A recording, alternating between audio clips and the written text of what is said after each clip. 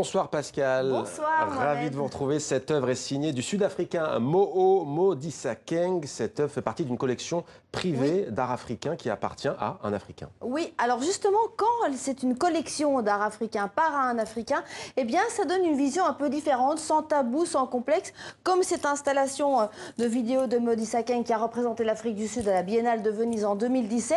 Eh bien, ça évoque, on l'aura compris, à la fois les bateaux d'esclaves et le drame actuel des migrants en Méditerranée. Alors, qui est ce collectionneur? Eh bien, c'est Sindika Dokolo. C'est un Congolais. Son père est le premier banquier qui a créé la première banque privée au Congo, qui est millionnaire, bien sûr. Sa mère est danoise. Il a été éduqué entre Bruxelles et Paris. C'est un opposant à Kabila et il a épousé la fille de l'ex-président d'Angola, Isabel dos Santos. Alors, c'est un collectionneur, mais c'est aussi un restitueur. Il a l'Angola dans son cœur, on l'aura compris, un restitueur d'œuvres d'art d'Angola. Et je vous propose de découvrir notre reportage à Bruxelles. L'exposition Incarnation dévoile la plus grande collection privée d'art africain détenue par un Africain. L'homme d'affaires et collectionneur congolais Sindika Dokolo propose une vision très différente de celle des Beaux-Arts de Bruxelles qui l'accueillent. Cette exposition a été conçue comme une installation pour pouvoir montrer aux visiteurs d'une manière complètement différente l'art africain. La vision de Sindika Dokolo est résolument moderne et très contemporaine, contrairement à la vision que nous on a de cet art afrique classique qu'on a toujours approché d'une manière beaucoup plus ethnographique et beaucoup plus scientifique. Les œuvres d'art classique dialoguent avec des installations contemporaines des quatre coins du continent. Mais au-delà de cette collection, il y a également ce projet avec le musée d'Undo en Angola. On se retrouve dans une mini-version d'un grand musée, un musée qui a été vidé pendant la guerre civile angolaise. Et le souhait de Sindika Dokolo est de vraiment de reconstituer cette collection, de retrouver. Ici au milieu, on voit un chasse-mouche. C'est une des œuvres qui a déjà été retrouvée en Europe.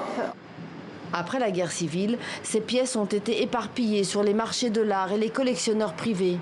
Chaque fiche a un numéro d'inventaire, les informations qu'ils ont, dans quel dépôt ils étaient. Parfois, il y a une date. Et donc, sur base de ça, ils savent donc faire une recherche et vraiment aller assez ciblé, essayer de retrouver les pièces. Cette semaine, une autre œuvre sera exposée dans cette vitrine. Un masque initiatique du peuple Chokwe a été retrouvé sur les marchés de l'art. Il rejoindra ensuite son musée d'origine en Angola.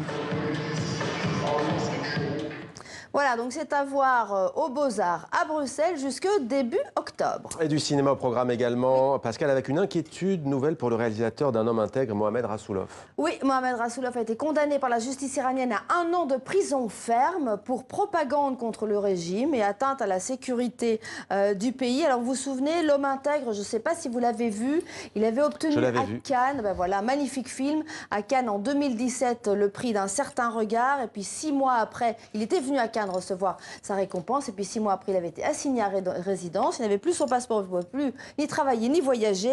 L'homme intègre dénonce, c'est l'histoire d'un éleveur de poissons rouges qui s'oppose à la corruption locale. Et je vous propose d'écouter cette interview qui avait été réalisée à l'époque par notre confrère Jean-Baptiste Urbain. Cette décadence, cette vulgarité que l'on voit dans le film à tous les niveaux de la société découle de celle du pouvoir. Si vous voulez vivre dans cette société, vous n'avez d'autre choix que de reproduire la corruption à votre échelle. C'était prévisible de se retrouver en tant que cinéaste dans la même situation que mon personnage. Quand vous portez la critique au-delà d'un certain seuil en Iran, vous devez vous y attendre. La différence entre moi et bien d'autres intellectuels iraniens qui osent critiquer le système, c'est que moi j'ai la chance d'être devant vous aujourd'hui, et pas eux. Et puis alors pour la première fois, on enchaîne toujours au cinéma, la première fois au musée du Louvre, enfin dans la cour du Louvre, eh bien vous aurez l'occasion de revoir des grands classiques du cinéma. C'est jusque demain, attention, et puis en même temps, le festival en plein air à la Villette, c'est la 29e édition, 25 films, 25 visions de l'avenir, et c'est jusqu'au 18 août et c'est gratuit.